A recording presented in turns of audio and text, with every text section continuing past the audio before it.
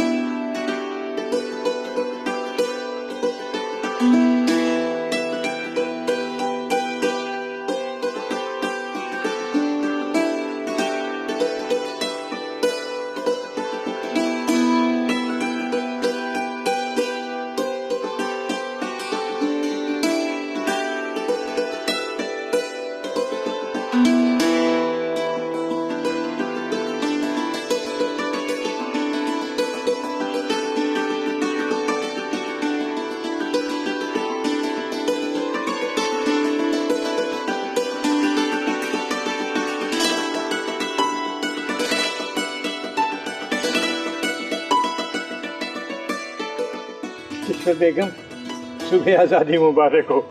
आपको भी सुबह आज़ादी बहुत बहुत मुबारक हो। इस परचम को लहराता देखने के लिए हमारे आबा ओ अजदाद ने बहुत कुर्बानियाँ दी हैं। पाकिस्तान बनने से पहले मेरे वालिद साहब ने अपने नाम के साथ पाकिस्तानी लिखना शुरू कर दिया था और पूरे इलाहाबाद में अब्दुल कदीर पाकिस्तानी के नाम से मशहूर थे। सच कहते हैं, बहुत सच्चे और आज़ादी का जज्बा रखने वाले सरशाद लोग थे और अपना वतन अलग करने के लिए उनकी रग रग में बसा था। हमें तो अपने वतन के लिए कुछ भी कुर्बान नहीं करना पड़ा। ईश्वर बेगम, सबसे लाली झंडे की कीमत क्या है ये हर कोई नहीं जानता। हर कोई जान भी नहीं सकता। हर पाकिस्तान के दिल में वो दर्द नहीं है जो कि एक आज़ादी हासिल करने वालों के दिल में जज्बा है, वो महसूस भी नहीं कर सकते। बिल्कुल सही कह रही हैं आप। अल्लाह ने हमें आज़ादी की सूरत में जो इनाम दिया, हम ता क़यामत उनके एहसानमंद हैं। मेरी वालदा मोहतरमा जब लाहौर आ रही थी ट्रेन में सफ़र करके, उन पे बहुत तशद्दुद किया गया और उनकी ज़बान पे एक ही लफ्ज़ था, पाकिस्तान जिंदाबाद, पाकिस्तान जिंदाबाद। एक परिंदे पर अगर पिंजरे में तशद्दुद किया जा रहा हो तो वो फिर जब आज़ादी हासिल करता है और जिस खुशी से वो हवा में उड़ता है, आज वही एहसास मुझे हो रहा है। जब मैं आजकल के बच्चों को देखती हूँ ना, तो आज़ादी के लिए वो कुछ भी नहीं कर सकते, ना अपने हक के लिए लड़ सकते हैं। तो मुझे तो अपने माँ बाप पे फख्र होता है, उनकी कुर्बानियाँ देखकर। इस मिट्टी की कीमत का अंदाज़ा सिर्फ उसी पाकिस्तानी को हो सकता है जिसके खून का आखिरी कतरा भी बह जाए और फिर भी वो कहे पाकिस्तान जिंदाबाद, सुबह आज़ादी जिंदाबाद। अल्लाह हमारे पाकिस्तान को सलामत रखे, ता क़यामत रखे। आमीन सुम्मा आमीन।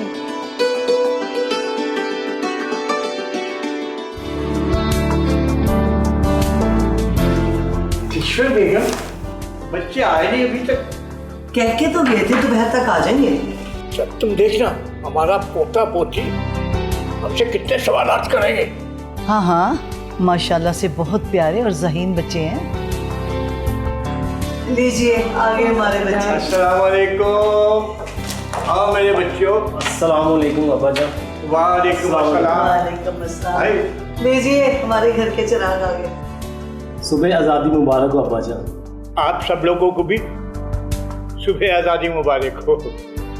जान, जब हम आपके घर आ रहे थे तो हमने देखा कि हर घर में पाकिस्तानी परचम और झंडियाँ लहरा रही थी। हाँ बेटा, आज़ादी की खुशी मनाना हर इंसान का हक है और इसको मनाना भी जोश और जज्बे के साथ चाहिए। दादाजान, ये देखें मैंने भी झंडे का बैच लगाया हुआ है। ओ हाँ मेरी गुड़िया, आपकी शर्ट पर ये झंडे का बैच बहुत अच्छा लग रहा है। हाँ, एक वो भी वक्त था जब पाकिस्तानी झंडा लहराने पर तशद्दुद किया जाता था। दादाजान, वो कौन सा वक्त था जब पाकिस्तान का झंडा लगाने में मारपीट की जाती थी? बेटा, वो पाकिस्तान बनने से पहले का वक्त था जब पाकिस्तानी झंडा लहराने पर लोग मुसलमानों पर तशद्दुद किया जाता था। दादाजान, हम खुशनसीब हैं जिन्हें आप जैसे लोग मिले, जिन्होंने कुर्बानियाँ देकर हमारे लिए घर बनाया। हाँ बेटा, आप वाकई में बहुत खुशकिस्मत लोग हो। अब मेरी तो सिर्फ ये दुआ है कि आप हमेशा खुशहाल रहो। दादी जान, आप भी तो कुछ बताइए ना। हाँ हाँ जरूर बताऊंगी, पहले आप लोग खाना तो खा लो। अच्छा बेटो, आप लोग ना खाना खाने की तैयारी करें, मैं अभी बाजार से होकर आ रहा हूँ। जी दादाजान।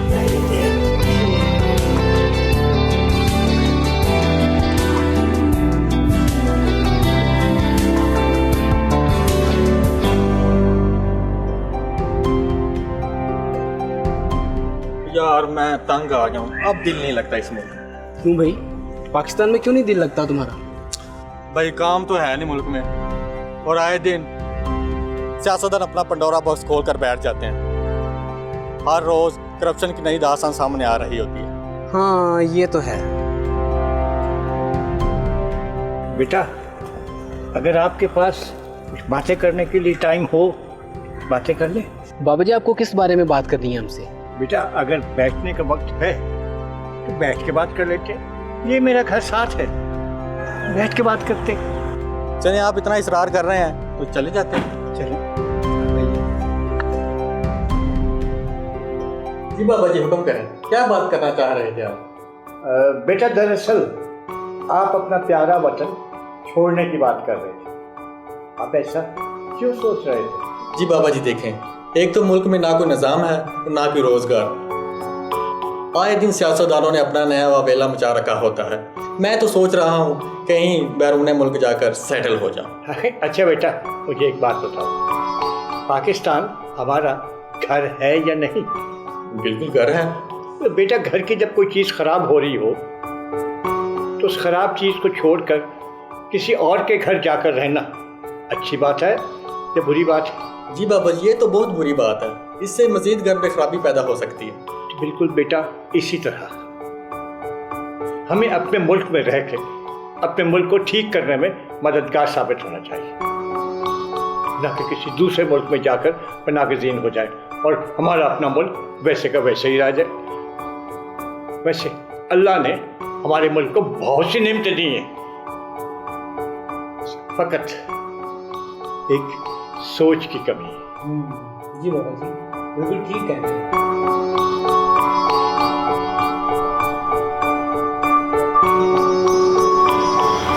जलालुद्दीन और उनकी अहलिया कीश्वर बेगम सच्चे मुहिब्बे वतन थे। उनका बेटा और बहू भी बहुत सलीकामंद और बाअदब थे।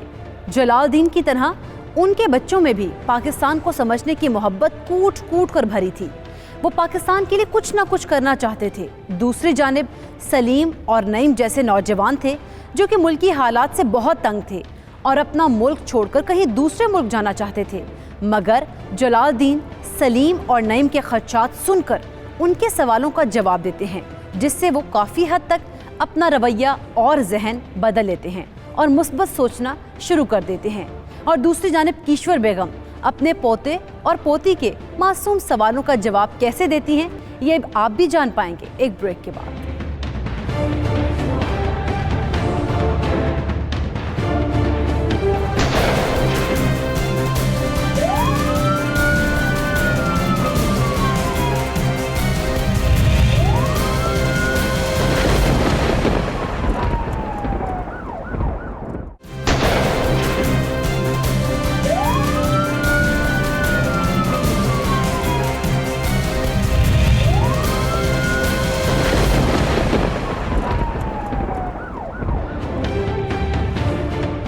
Welcome back. नाज़रीन, ब्रेक पर जाने से पहले हमने देखा कि जलालुद्दीन और उनके घर वाले किस तरह वालिहाना जोश और जज्बे से सरशार होकर पाकिस्तान से मोहब्बत का इजहार करते हैं।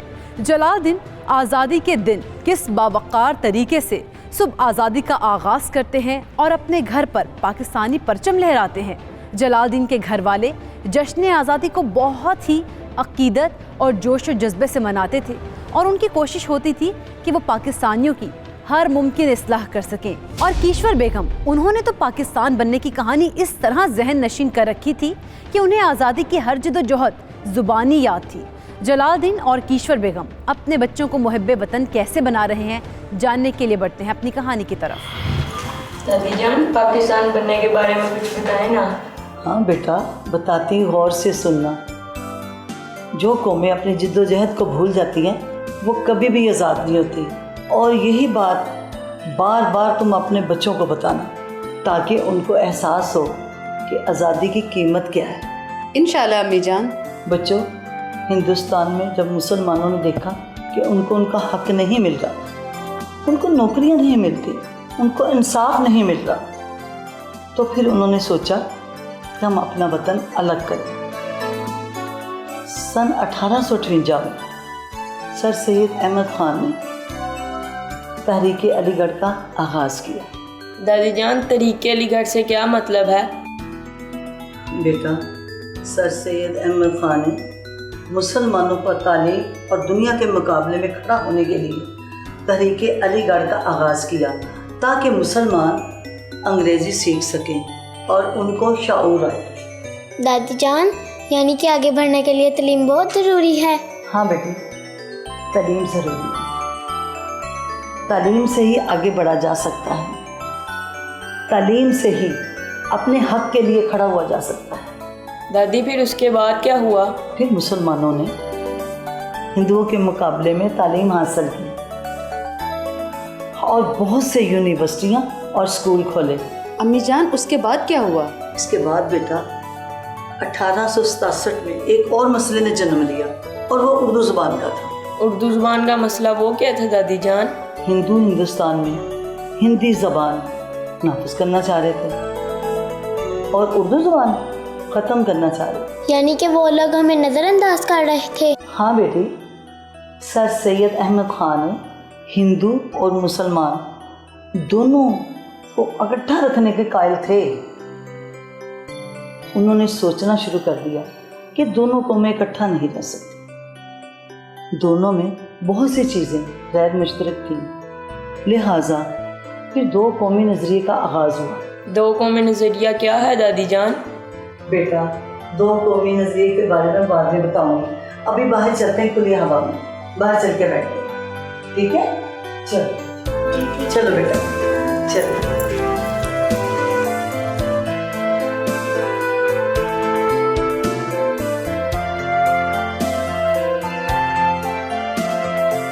बाबा जी हम तरक्की कैसे कर सकते हैं? बेटा, जब तक हम खुद एहतसाबी नहीं करेंगे हम कभी भी तरक्की नहीं कर सकते। खुद एहतसाबी बहुत मुश्किल काम है, ये हम कैसे कर सकते हैं? बेटा, जब हम ये अहद कर लेंगे कि इस्लाम के बुनियादी और माशरती असूलों पर अमल पैरा होंगे तो खुद एहतसाबी खुद शुरू हो जाती है।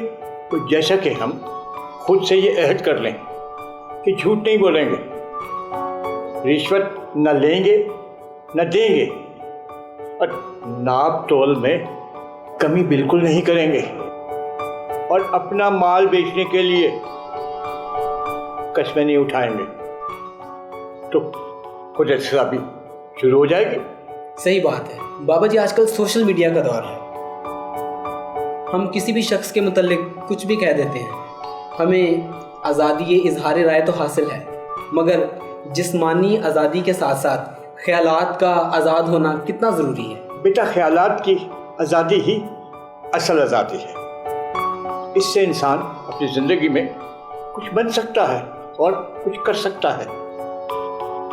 लेकिन इसके साथ मैं ये कहना चाहता हूँ कि बेशक इंसान अपनी आज़ादी राय का इजहार करे, लेकिन इसके साथ किसी की इज्जत नफ्स पर उंगली ना उठाए और किसी पर तोहमत ना लगाए। बाबा जी ये भी तो है, हमारे यहाँ छोटी खबर बहुत तेज़ी से फैल जाती है।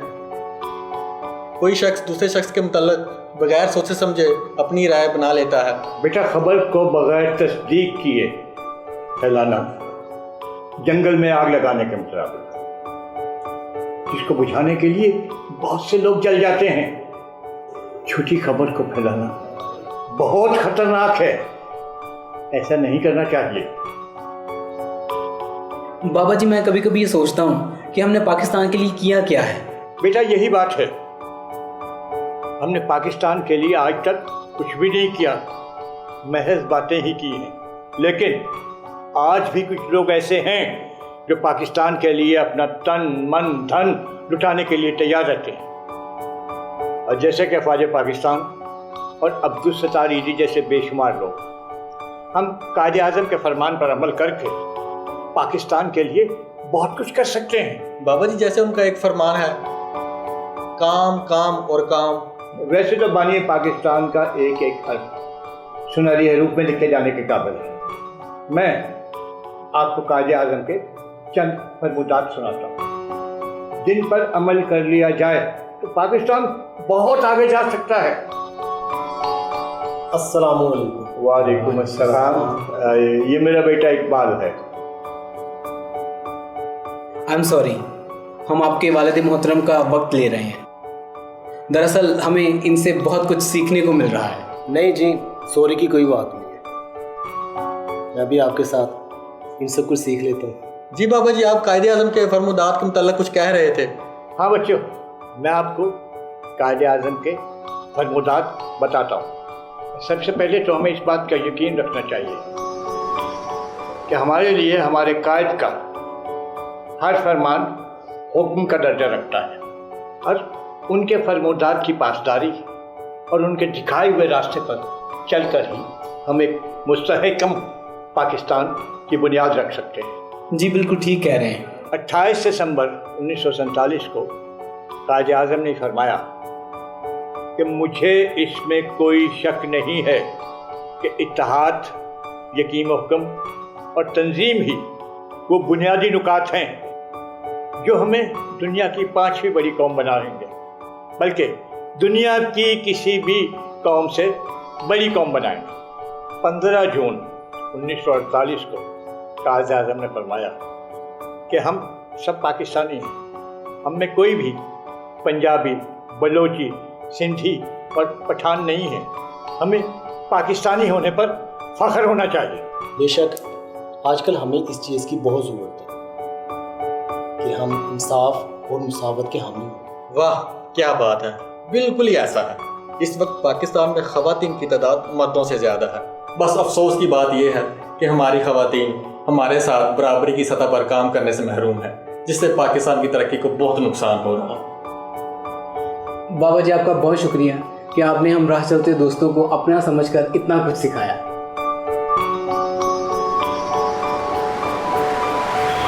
नाज़रीन, इंसान के अंदर सच्चाई मौजूद हो तो इंसान कुछ भी कर सकता है। सच्चाई से इंसान को वो ताकत मिलती है कि इंसान जालिम से जालिम शख्स के सामने भी पहाड़ की तरह मजबूत सीना ताने खड़ा हो जाता है। हमारा प्यारा मुल्क पाकिस्तान, जो हमें बहुत ही मुशक्क़तों और मुसीबतों को झेलने के बाद मिला, और अगर यहाँ के नौजवान अपने आबाओ अजदाद की कुर्बानियों को भूलकर अपने मुल्क से बेजार हो जाएं, तो हमारा फ़र्ज़ है कि उन्हें सही रास्ते पर लाएं। यही बात मद्देनज़र रखते हुए जलालुद्दीन मंचले लड़कों सलीम और नईम को समझाने में काफ़ी हद तक कामयाब हो गए। कीश्वर बेगम अपने पोते और पोती को नज़रिया पाकिस्तान के बारे में बताने का वादा करती हैं। नज़रिया पाकिस्तान क्या है, ये किस सोच का मरहून मिन्नत है? जलालुद्दीन और कीश्वर बेगम मज़ीद क्या बातें बताएंगे, जान पाएंगे आप भी एक ब्रेक के बाद।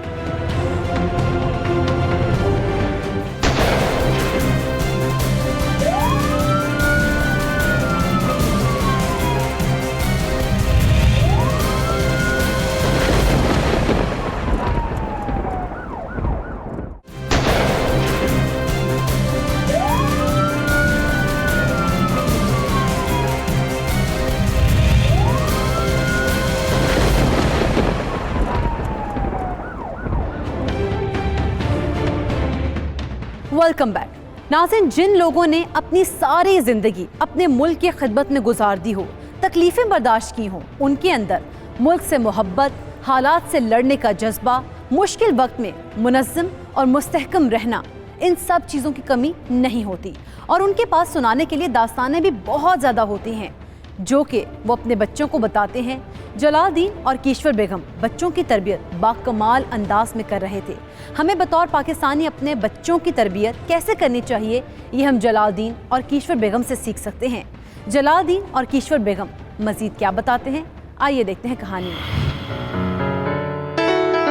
अम्मी जान, बच्चे कब से इंतजार कर रहे हैं पाकिस्तान बनने की कहानी सुनने के लिए। अब मैं मज़ीद इंतज़ार नहीं करवाती। दादी जान, दो कौमी नज़रिया क्या है? बेटा, नज़रिया पाकिस्तान का मतलब है किसी कौम की इज्तिमाई सोच या फिक्र। बेटा, बड़े सगीर में दो कौमें रहती थी, एक मुसलमान, दूसरे हिंदू। इनका साथ रहना नामुमकिन था, इसलिए दो कौमी नज़रिया वजूद में आया। नज़रिया पाकिस्तान के बाद क्या हुआ दादी जान? 1884 में लाहौर में अंजुमन हमायत इस्लाम का संगे बुनियाद रखा गया ताकि मुसलमान भी तालीम हासिल कर सकें। सही अम्मी जान, इनमें से बहुत सी बातों का हमें इल्म नहीं था। फिर 20वीं सदी में बंगाल 8.5 करोड़ की आबादी का सूबा था। मशरकी बंगाल में मुसलमान ज़्यादा थे, इसलिए मुसलमानों की हुकूमत बनी, और मगरबी बंगाल में हिंदुओं की आबादी ज़्यादा थी और हिंदुओं की हुकूमत बनी वहाँ। फिर क्या हुआ दादी जान? हिंदुओं ने तकसीम को अपनी अना का मसला बना लिया और बाद में बहुत हंगामा हुआ। यानी यहाँ से मुसलमानों की सोच को मजीद तकवीत मिली। हाँ, वतन अलग करने के लिए मुसलमानों ने कोशिशें तेज कर दी। फिर इसके बाद क्या हुआ दादी जान? फिर 1906 में मुसलमानों ने अंग्रेज़ों के आगे अपना मौक़िफ़ रखा। दादी जान, ये वही साल है ना जिसमें मुसलमानों ने मुस्लिम लीग का क़याम किया था? जी मेरी बेटी, उसी साल मुस्लिम लीग का क़याम अमल में आया और शिमला वफ़द की कामयाबी ने मुसलमानों के हौसले बुलंद कर दिए। कायदे आज़म ने मुस्लिम लीग में कब शमूलियत इख्तियार की अम्मी जान? कायदे आज़म ने अपने सियासी सफ़र का आगाज़ 1906 में किया और इसके बाद 1913 में मुस्लिम लीग में शामिल हो गए। अम्मी जान, जारी के कायदे आज़म को समझ आ गई थी कि कांग्रेस मुसलमानों की नुमाइंदा जमात नहीं है, इसलिए उन्होंने भरपूर तरीके से मुस्लिम लीग में शामिल हो गए। हाँ बिल्कुल।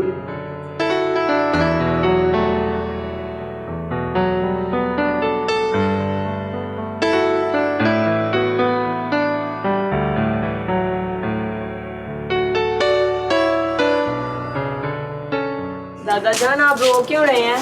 बेटा, इस झंडे को ज़मीन पे गिरा देख के मेरी आंखों में आंसू बटा। दादा जान, हम आइंदा झंडे को नीचे नहीं गिराएंगे, आप रोए मत। बेटा, ये झंडा हमारे लिए बहुत ही ऊंचा मुकाम रखता है। ये झंडा हमारे नबी पाक सल्लल्लाहु अलैहि वसल्लम की देन है हमें। जी दादाजी। बेटा, इस झंडे के लिए हमने बहुत सी कुर्बानियाँ दी हैं। आज भी हमारी पाक फौज के जवान इस झंडे की हिफाजत और पाक सरजमीन की हिफाजत के लिए सरहदों पर मामूर हैं। जी अब्बा जान, हमारी नस्लों को झंडे के तकद्दुस के बारे में समझ लेना चाहिए। बेटा, आज भी 14 अगस्त के जश्न के बाद जब मैं इन झंडियों को कूड़ेदान में देखता हूँ तो मेरा दिल फटता है। हमें बहसीयत कौम इस बारे में सोचना चाहिए।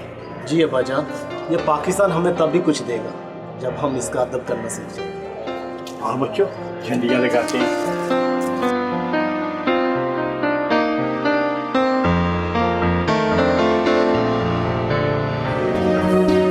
अच्छा भाई, मैं और इकबाल जरा टहलने जा रहे हैं। आप लोगों ने सुना नहीं, हम जल्दी आ जाएंगे। जी ठीक है।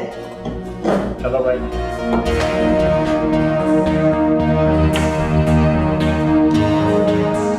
दादी जान, कायदे आज़म की मुस्लिम लीग की शमूलियत के बाद क्या हुआ? बेटा, कायदे आज़म का मुस्लिम लीग में आना मुसलमान कौम के लिए अच्छा साबित हुआ। आपने रात दिन मेहनत की और मेहनत करते करते 1929 का साल आया जिसमें आपने 14 नकात पेश किए जो कि नेहरू रिपोर्ट का जवाब था। सही दादी जान। बच्चों, आपको तो अंदाज़ा हो गया होगा कि हमने कितनी जद्दोजहद और मेहनत से पाकिस्तान हासिल किया। आजकल के बच्चे इतनी मुशक्क़त और कुर्बानियों को नज़रअंदाज कर दें। बहुत ही मुश्किलात से मिला हमें हमारा वतन। अल्लाह इसे हमेशा सलामत रखे। आमीन।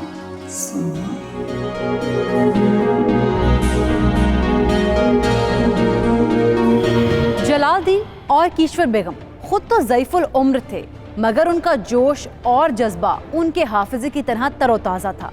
उनके पास अपनी औलाद को बताने के लिए बहुत कुछ था। दादी कीश्वर बेगम सर सैयद अहमद अली ख़ान रहमतुल्लाह अलैह की तहरीक से हकीकी कहानी बताना शुरू हुई थी, और अब देखते हैं कि वो आगे क्या क्या बताती हैं। हम भी सुनेंगे एक ब्रेक के बाद।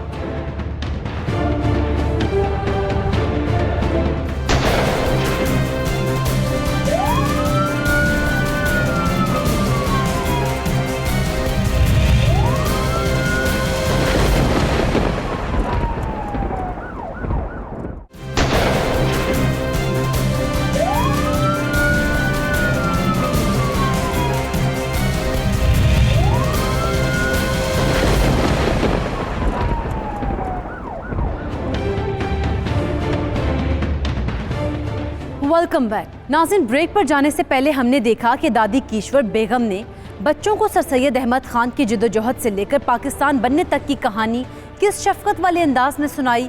आइए बढ़ते हैं कहानी की जानिब और देखते हैं कि दादा दादी के पास और क्या बातें हैं बताने को। तो मेरे बच्चों, कैसी गुजरी जश्न आज़ादी? बहुत अच्छी गुजरी। दादी जान ने हमें पाकिस्तान बनने के बारे में कहानियाँ सुनाई और बहुत इन्फॉर्मेशन मिली। बहुत खूब, बहुत खूब। दादा जान, आप हमें पाकिस्तान बनने के बाद की कुछ चीज़ें बताएं। क्या पूछना चाहती है मेरी बेटी? जैसे कि पाकिस्तान का झंडा किसने बनाया? मेरा बेटा, पाकिस्तान का झंडा सैयद अमीरुद्दीन किदवाई ने कायदे आज़म की हिदायत पर मरतब किया।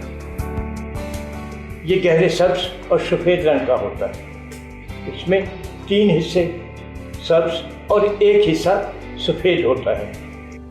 सब्ज़ रंग मुसलमानों और सफ़ेद रंग पाकिस्तान में रहने वाली अक़लियतों को ज़ाहिर करता है, और सब्ज़ रंग के दरमियान में चाँद और 5 कोनों वाला सितारा होता है। तो सफ़ेद रंग का चाँद तरक्की और 5 कोनों वाला सितारा रोशनी और इल्म को ज़ाहिर करता है। दादा जान, झंडे तो सब मुल्कों के हैं, हम बतौर पाकिस्तानी अपने झंडे की इज्जत कैसे करें? हमारे कौमी परचम का प्रोटोकॉल कुछ इस तरह होता है। कोई दूसरा परचम और किसी दूसरे रंग का परचम पाकिस्तानी परचम से ज़्यादा ऊंचा नहीं होना चाहिए, और अगर दूसरे ममालिक के परचमों के साथ इसको लहराया जाए तो सबकी ऊंचाई बराबर हो।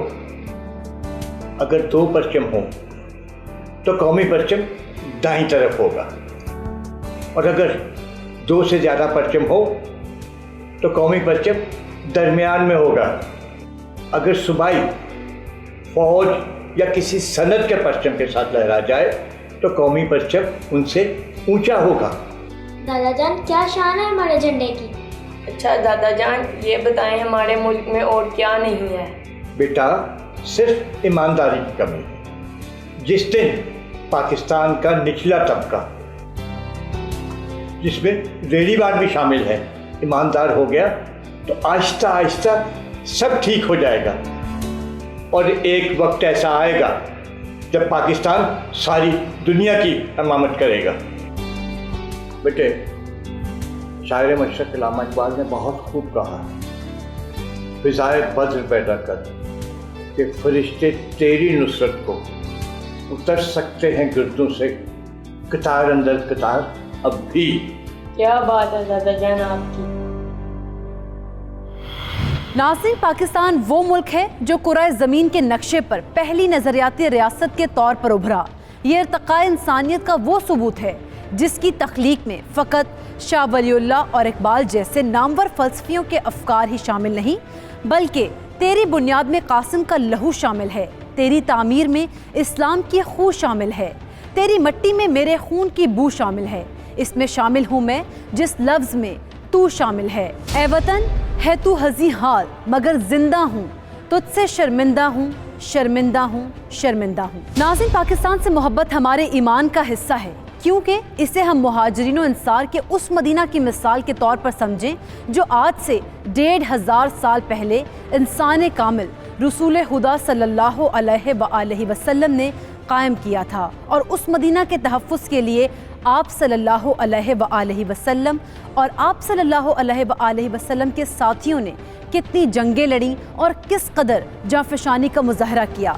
नाज़रीन, आज हम पाकिस्तान में पैदा हो गए तो हमें भूल गया कि हमारे इस्लाफ ने इस मुल्क को हासिल करने के लिए कितनी कुर्बानियाँ दी थीं। लाखों मुहाजिरीन आग और खून का दरिया पार करके यहाँ पहुँचे और मकसद था सिर्फ एक, पाकिस्तान का मतलब क्या, ला इलाहा इल्लल्लाह। नाज़रीन, इस कहानी से हमें ये सबक मिलता है कि बच्चों के अंदर अपने वतन से मोहब्बत कैसे पैदा की जाए और अपने माजी को कैसे याद रखा जाए। आज़ादी जैसी नेमत कोई नहीं है, इसीलिए अपने प्यारे मुल्क पाकिस्तान और इसके झंडे की तौकीर को हमेशा बरकरार रखें। ये मत सोचें कि मुल्क ने हमें क्या दिया, बल्कि ये सोचें कि हमने मुल्क को क्या दिया। हम बदलेंगे तो बदलेगा पाकिस्तान। अपनी मेज़बान सैयदा इकरा बुखारी और टीम हकीकत को दीजिए इजाज़त। अल्लाह निगहबान।